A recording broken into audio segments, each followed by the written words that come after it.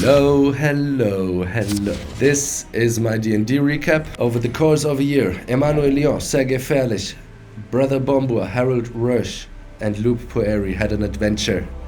It all started with a prequel of the druid and famous tailor Emmanuel Lyon. He uncovered a plot whilst he was dining on the wooden cruise ship. He hindered the poisoning of Lord Richburg by his wife Lisbeth.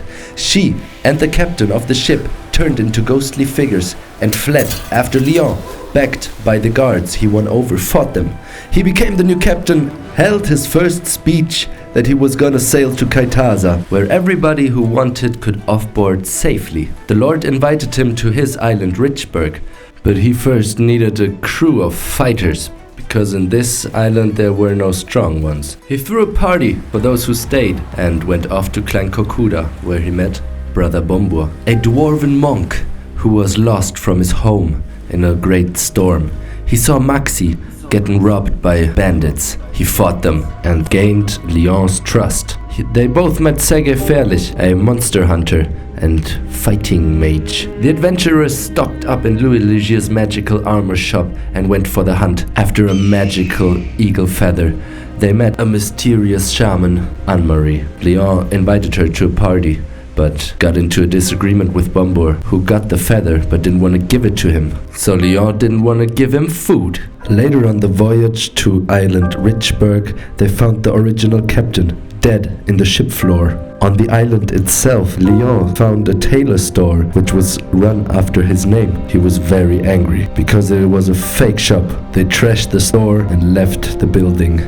Later at the castle Richburg, they got a mission from him to get a stone from a secret temple that he couldn't access for some reason. But before, he had to throw a big party to keep the crew morale up high, where Anne-Marie, the beautiful shaman, got a little jealous on the bard who was playing just for entertainment. The next day after the mission, they met with the Lord at the dinner and handed him over the stone. Shortly after, the guests were poisoned and the party fell asleep, after which they woke up in a dark cellar, where they had to fight their way through necromancers and possessed guards. But they managed to flee and escape the ships with the help of 4 windbenders, which luckily were around. In safety of the vast ocean, Captain Lyon was busy calming the frightened crew. The windbenders introduced themselves and talked to the party, but they showed a special interest in the monk, whom they wanted to teach a divine ritual the next day. It would enable the user to talk to the god that he's seeking. The atmosphere on the ship remained chaotic. The captain was speaking with his crew when suddenly all attention turned to Harald Rösch. Dressed only in shorts, he complained about the noise, still believing the Mercy Goodafs was a cruise ship. Despite his delusion of being future nobility, he quickly took a liking to the captain. Their next safe haven after the escape was Fagelson Island. Harold and Sergei explored the town, while the alchemist trailed a royal dwarf into what seemed like an ordinary building. Inside, they discovered an aquarium filled with rare creatures. The alchemist was soon tasked with a mission to procure rare and exotic aquatic beasts. Harold told Sergei about the mission, but they both didn't care too much. They wanted to go drink a bit in the tavern, where they met 2 friends, Lyon and Bombur. Lyon grew a liking to a strong-looking guard. The orcish guard didn't seem to care whether he changes employers, but the lord he was working for was not happy. He swore revenge. Lyon didn't care too much and they both went their ways. Later, when they set sail, they spotted a fleet of fighting ships. Deciding to blend in, they boarded one of the vessels. Chaos erupted as a battle broke out on the damaged pirate ship with the giant cannon. Emmanuel Lyon transformed into a lion, tearing through enemies and dealing massive damage. Sergei used his magic to behead foes by hurling his axe, while Harold battled pirates below deck. Meanwhile, Bombur expertly steered the ship, ensuring the cannons couldn't target the Mercy Goodafs. All fighting came to an end when Sergei invisibly beheaded the captain. With joint forces, they managed to fight for the ship, which they called the Holy Cannon. Aboard came a beautiful pirate queen, Corazon, which allowed them to have the ship. She was happy with kidnapping the Ratipai pirate king. Lyon had plans to spy on his worst enemy, Le Ferdi, another rich tailor who's well known in Tovam. They continued their journey to the pirate island of Tarsus, but along the way, they were confronted by the infamous witch ship, a gang of witches known for extorting travelers through fear tactics. 2 birds landed aboard and transformed into cloaked, mysterious figures.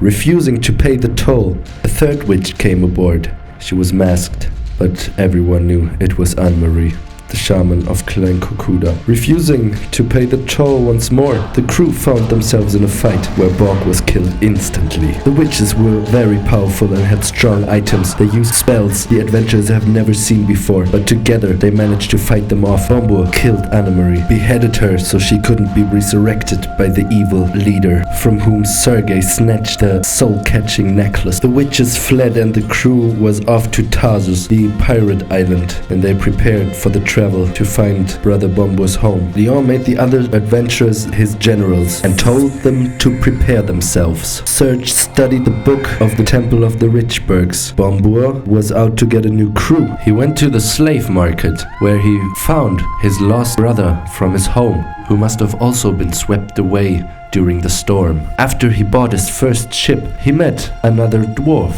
Loup Pueri, who peed on his ship. They fought and argued over it, but quickly they became friends. And that's the party. On Tarsus they clashed together with the Dead Punchers, whom they totally vanished and took their boat. Also, Harald Rösch went into the jungle to find rare materials. He found the hunter's tulip and decided to inject himself with some of its secrete. On the harbor, Leon also acquired a new gang, led by Captain Craig, who mysteriously was killed the night after. The new captain was Loup Pueri. And so they started their journey into the foggy cliffs, where they fought sea creatures, looted shipwrecks, and finally found Brother Bombur's home. He was overjoyed to be reunited with his clan, but couldn't help to see the dull life of the monks, so he decided to make a ritual. In his vision, he saw 2 hooded figures on a small boat and on a bridge on the foggy cliffs. The party conversed and agreed to search for proof of the vision. Leon transformed into an eagle and they flew over the ocean to search and finally find the elves. They talked to the monks from distant lands, but Harald and Bombur started to attack them. Sergei, curious on his new powers he learned in the book of the Reichsberg, opened up a portal. He thought about safety and the mercy Gudaf. The party dragged the tied elves through the portal and left them there. They found themselves in a vast dry flatland where skeleton-y creatures crawled out of the floor. Leon decided to transform into a hawk. The adventurers jumped on and saw another portal which they flew at. Shortly after they went through the portal, they found themselves in Sergei's room at the Mercy Gudaf's. Meanwhile, Loup Pueri was sent on his solo mission. He should have spied on Le Ferdi, but he was more successful than you could have ever imagined. He trailed back to find the other ships at the foggy cliffs and had a little talk with Brother Bombur. They both split up from the party and turned back into the foggy cliffs. The rest is now once again sailing to Tarsus. Leon, Sergei and Harald Rösch are learning, brewing, training and leading. That's the end of the story for now. Next recap is coming, and if you made it till here, you might as well leave a like. Bye bye.